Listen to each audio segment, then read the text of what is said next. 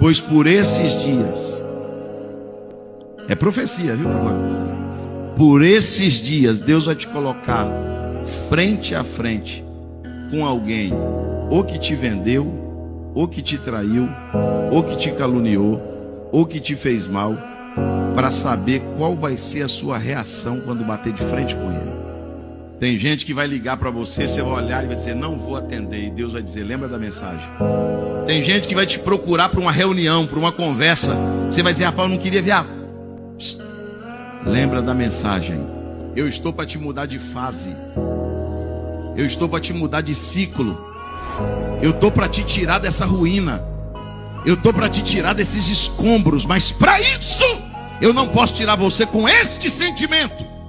Eu tenho que fazer dentro de você uma obra, uma mudança no coração.